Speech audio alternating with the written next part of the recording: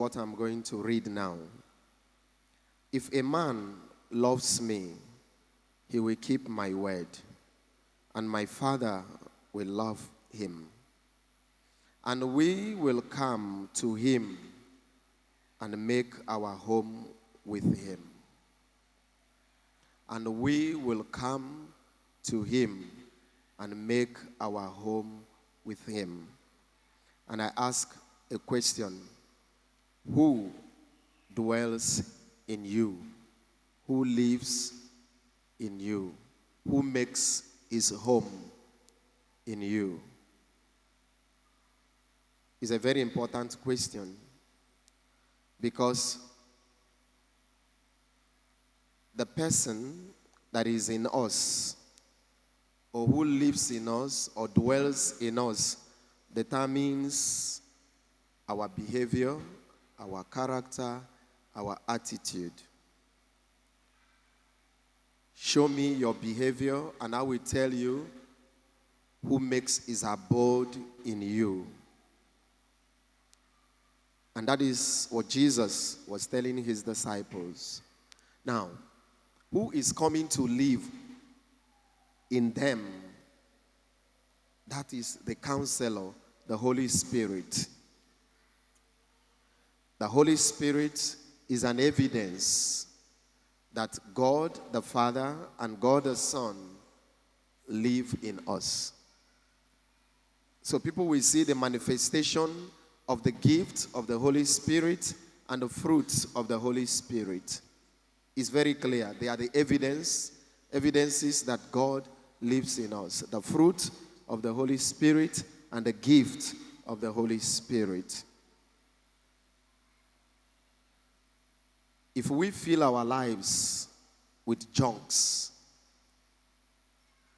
with toxic contents, it will definitely reflect in the way we talk and in the way we behave. And that is why Jesus says, let not your heart be troubled. If you have me in you, you will be a person of peace. You will be someone who is settled. You are not boiling. You are not boiling. You are calm. You have the peace that Jesus is talking about. And one of the fruits of the Holy Spirit is peace. It's one of the fruits of the Holy Spirit. If you see someone who is peaceful, it is a sign that the Spirit of God lives in him or her. The first reading talks about dissension, great debate amongst the apostles. In other words, there was no peace. There was argument, and they were quarreling and fighting because the number has grown. And then the Jews, who were Christians, were demanding from the Gentiles, who were Christians, that they must be circumcised. So they put custom and tradition ahead of them. They are not the only ones. Many of us, we do the same. Trivial things matter so much to many of us. Things that shouldn't give us sleepless nights are the things that disturb us, disturb our peace, disturb our relationship with people. They must be circumcised, otherwise they are not saved. Was it really necessary? There are things we hold on to. Even as we practice our faith as Catholics, that are really not necessary for our salvation. They are really not necessary for our salvation. And sometimes, mistakenly or out of ignorance, these are the things we hold with our two hands, and they destroy our relationship with people and God, because we hold on to those things. So what you believe,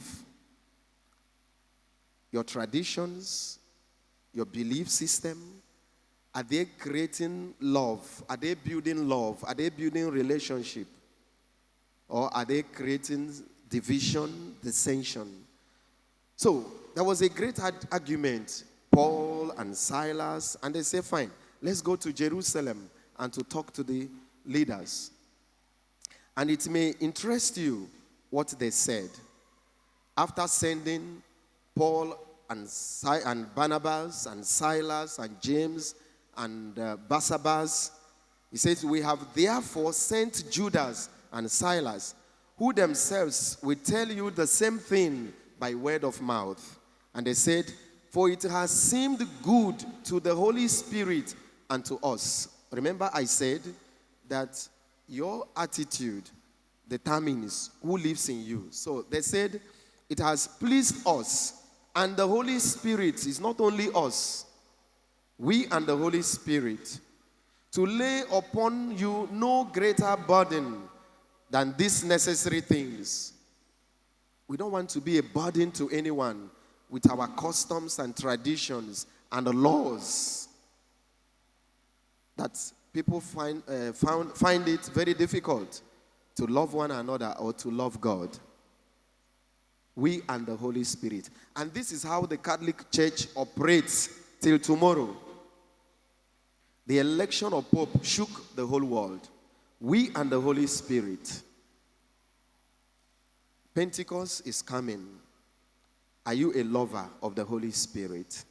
Do you consult the Holy Spirit in your decisions? Can you say, I and the Holy Spirit, we have decided this? Do you listen to the Holy Spirit? Do you invoke him in decisions, especially in the important decisions of your life? This issue could have destroyed the church. We wouldn't be here today if the early disciples did not manage this dissension well through the help of the Holy Spirit. Many homes are broken today. Many friendships are being destroyed because people lack that listening ear to the Holy Spirit. Don't allow your human intelligence, your customs, your traditions, the laws of your village, that are not really bad in themselves, but sometimes we need to question them too, if they are creating division and separation and not helping us to grow. And then they said, no, we don't need to be circumcised. They don't need circumcision. What they need is the Holy Spirit. And Peter said, whoever accepts Christ is saved. You don't need all these things.